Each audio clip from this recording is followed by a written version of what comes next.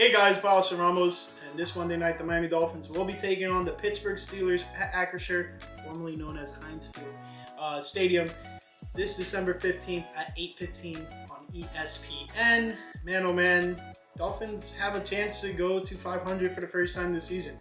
You couldn't have paid me money to tell me that that was going to be the case after the Dolphins started off, 1-6. So, it's been quite the run for this Miami Dolphins team. They've been rattling off a lot of wins.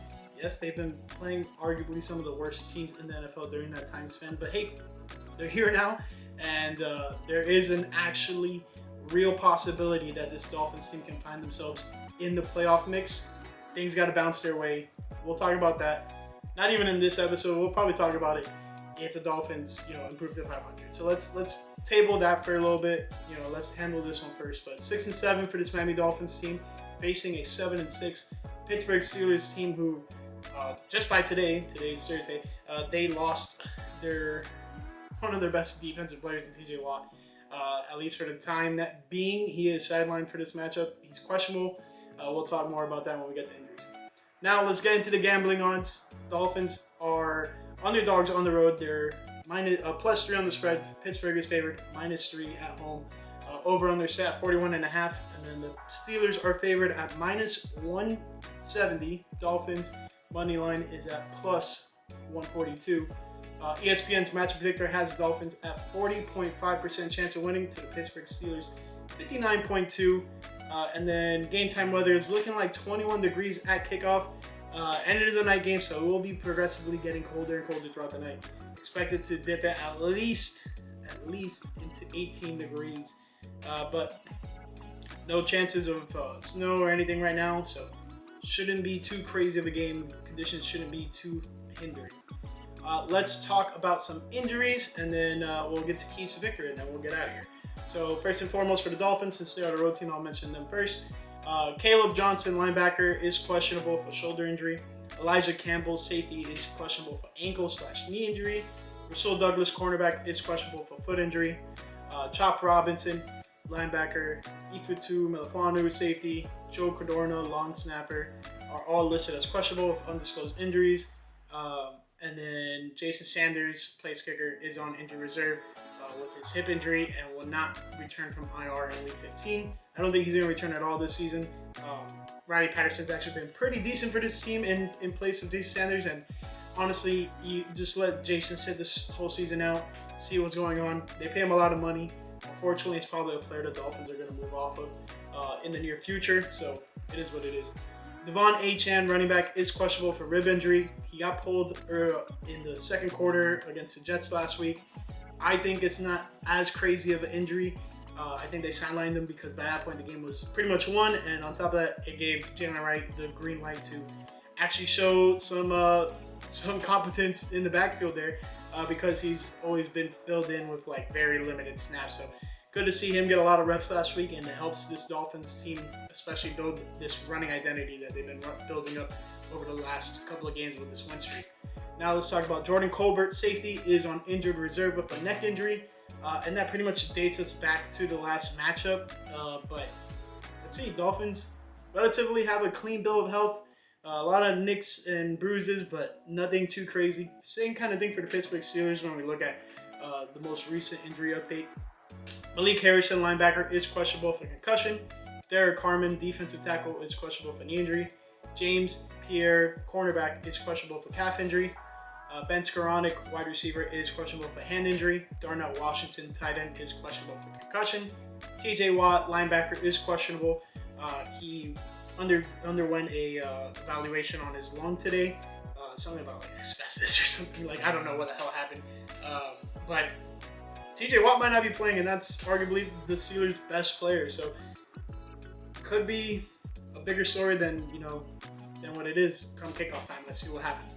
Calvin Anderson, offensive tackle, is on injured reserve with a knee injury. Andrus Peat, guard, is questionable for concussion. Dante Kent, cornerback, is on injured reserve with ankle injury. Roderick Jones, offensive tackle, is on injured reserve with a neck injury. Daniel Ukule, defensive tackle, is on injured reserve and also suspended by the NFL. For PEDs, Corey Trice, Jr., cornerback, is on injury reserve with hamstring/knee injury. Deshaun Elliott, safety, is on injury reserve for knee injury. Miles Killebrew, safety, is on injury reserve for knee injury. And that pretty much dates us back to the start of the season for this Pittsburgh Steelers team. Now, let's talk about keys to victory. And each and every week, I keep on saying it, and I'll keep on saying it until I'm blue in the face. Run the dang ball. You know, the Dolphins had over 200 rushing yards last game against the New York Jets. I do think this Pittsburgh Steelers defense is a lot better than that Jets team. They stripped down. They didn't have Quinton Williams or Sauce Gardner for this most recent matchup, so definitely was, you know, night and day of what the Dolphins had played earlier this season when they did their rivalry uniforms at home. Outside of that, this Pittsburgh Steelers team is possibly not going to have TJ Watt in the lineup, and if he is, he's probably going to be limited because I don't know about you, but if I have a lung injury, it's going to be hard to breathe, right? So let's see if this Dolphins team can continue to run game with or without Devon Achane. I'm fully expecting Achane to go. Maybe he might be a limited participant in terms of snap count, etc., and just try to manage that rib injury depending on how severe it is. But you have a little more faith now in Jalen Wright. Ollie Gordon's been all right in moments. He's also, you know, falling kind of flat on his face in some moments as well. So you kind of seen the good and the bad with Ollie. With Jalen Wright, you just haven't seen the opportunities as much in the recent games. Now in this Jets game, he got a bulk load of the workload and was able to showcase for it. So I have full confidence in this backfield, and this Dolphins team just needs to learn how to run the football, especially in cold environments, because guess what? You're going to be on the road for this wild card run if you ever get into it. You're going to be in a lot of cold places, more than likely. Running the football is going to be more noticeable than ever in these later months, this final stretch of the season. Now, defensively, they got a bad man on the other side of the field in Aaron Rodgers.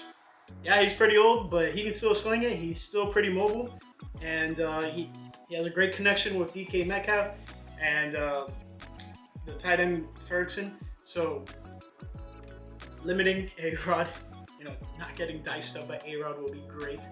And the way this defense has been playing as of late has been showing the ability to stop both the run and the pass, because I do think the Dolphins can limit Jalen Warren. So really, for me, defensively, it comes down if the Dolphins do not get manipulated by Aaron Rodgers, because he's shown the ability to do so every time that they played against Aaron Rodgers. So it will be tough to see, but at the end of the day, I do think the Dolphins are able to limit A-Rod a bit and put a bit of pressure on him, because Dolphins have been putting a lot of pressure on the quarterbacks they've been facing recently. Last but not least, Daniel cannot get outcoached by Tomlin in this game. Whew. What do you mean by that? Well, what I mean is, don't put yourself in these awkward positions where you're challenging blatant plays that aren't going to get turned over. You are wasting your timeouts, just period, you know, outside of the challenges and stuff like that. So he's been doing a really good job about it. He's actually been kind of weird about his philosophy. Sometimes he's called timeouts before the ball is even snapped. You know, after the first kickoff. Like it's been weird with McDaniel lately, but it's been working, right? So you don't want this to be the game that you drop it when everything's pretty much on the line. You're on the cusp of getting back to 500, and you really have a real chance in this one. But let's see. All eyes will be on this Dolphins team moving forward. But that's only if they can get a win here, because if they do, then they can throw a wrench in a lot of things for a lot of these AFC playoff contenders, and it should be interesting down the stretch. So run the football, get after A-Rod, and don't get out-coached. So that's the Miami Dolphins' keys to victory. Hope you guys enjoyed it. I'll catch you after the game. Peace.